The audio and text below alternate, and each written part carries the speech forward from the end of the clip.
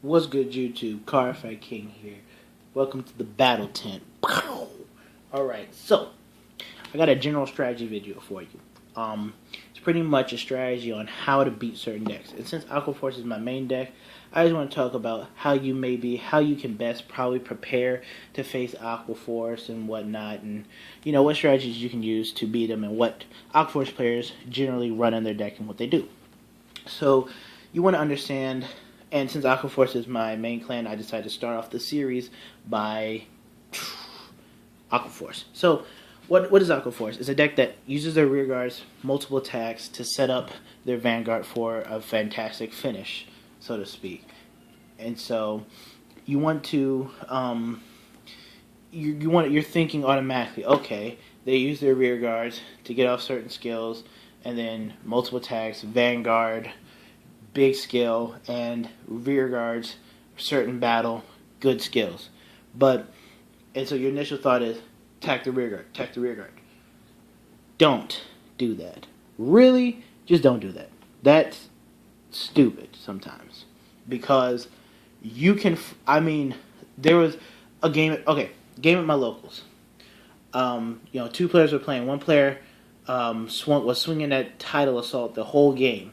And Aqua Force players usually always runs 4 copies of Tidal Assault.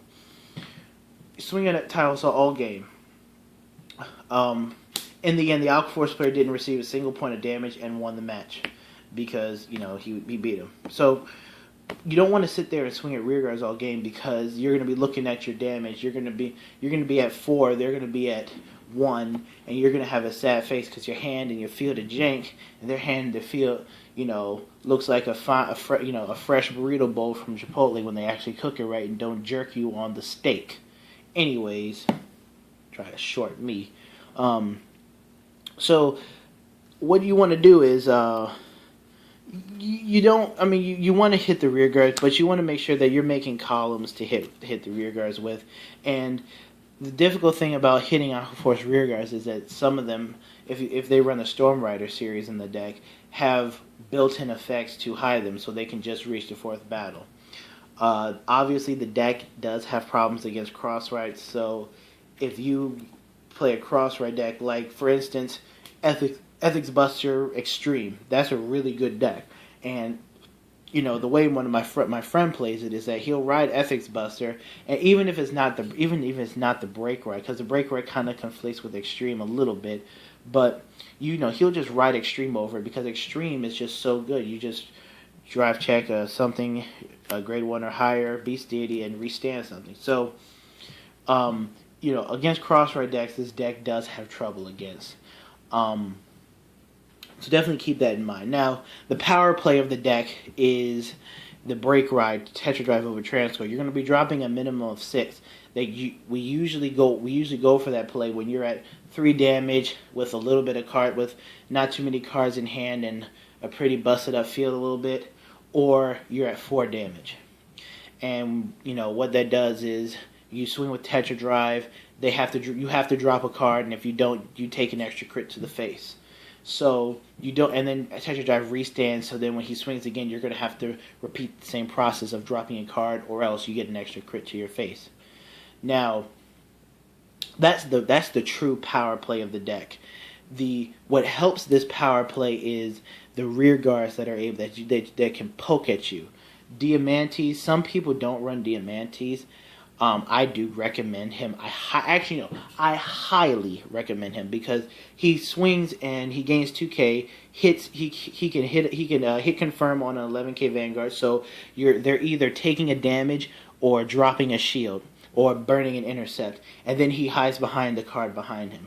So he is a really good guard, really good for poking, and can really exhaust your opponent's hand and field. And then, you have other things. Tidal and Basil. Tidal Assault is, let's go with Basil. Basil is the, younger brother to Diamantes really. But you know when he swings, he hits 10. A lot of people now older Aquaforce players generally tend to run him, and newer ones don't run him because he. And some people just don't run him because he doesn't hit 11K Vanguards. But you gotta. But when you're going up against Aquaforce, you gotta remember it's not always about what hits the Vanguard. It's what gets you to your fourth battle. It's what gets you to your limit break. And he does the same job as Diamantes, and that's get you to your fourth battle. So if you can get rid of Diamantes. Obviously, Kagero and Narukami can do that pretty easily, but you know if you can get rid of these cards, get rid of them because they will become annoying late in the game. And then Tidal Assault is the new kid on the block. Every Aquaforce player I know runs 4 copies of him in their deck.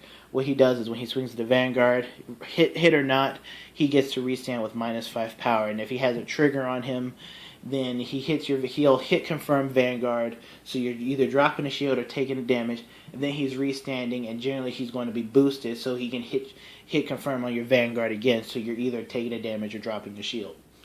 So so you do want to heavily target him, but not to the point where you're only focusing on him and you're not focusing on dealing your opponent damage and trying to push him towards 6. And don't be afraid of the break right turn because sometimes they don't even have Tetra Drive in hand. They have the break right transcore or whatever. So don't be afraid to limit break. Just do what your deck does and push when you can. But again, you got to be smart about when you push and when not to push, things like that. But that's a whole nother story. And then with the grade 1 lineup. I don't really need. I mean, him.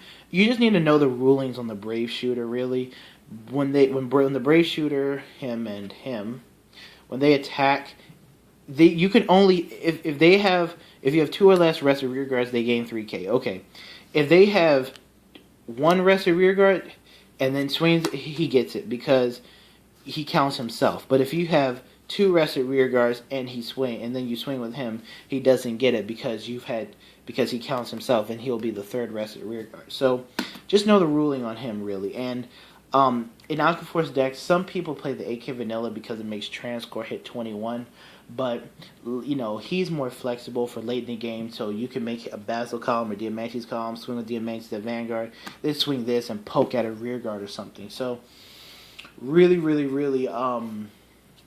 Really good card for poking. That's why I generally run him. And then Wheel Assault. Wheel Assault, now the deck is Counterblast heavy, so when you're going up against them, remember, they're only going to have so many Counterblasts to use, and they would have to overextend in order to get extra.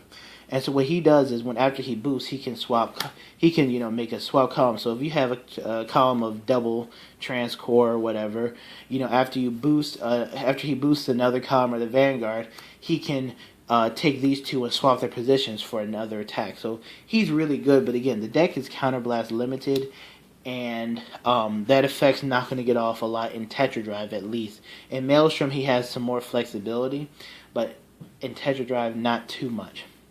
But then the trigger lineup, though, something you can't really stop this, blah blah blah. But this draw trigger makes these 2 hit. This is the Marvel clone pushing the soul. Give +3. Give +3 to this. Hits 12. Hit confirm on Vanguard. Give this +3. Hits 13. He'll hit 13, so he'll be able to hit your cross-ridden Vanguard, and that draw trigger just allows for better poke plays and whatnot.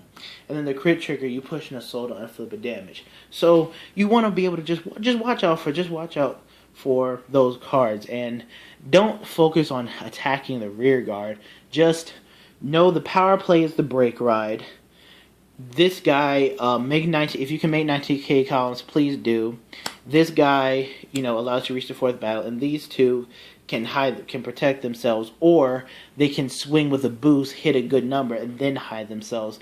So then you have to think, do I want to kill the booster behind them and risk them dropping another booster, or just leaving that column alone and focusing on the Vanguard or the other rear guard column.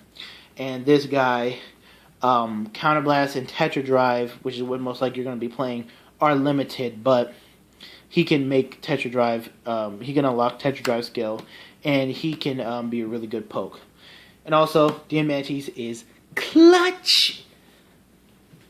But pretty much the video. I hope you guys enjoyed it. Definitely like, comment, subscribe if you like the content.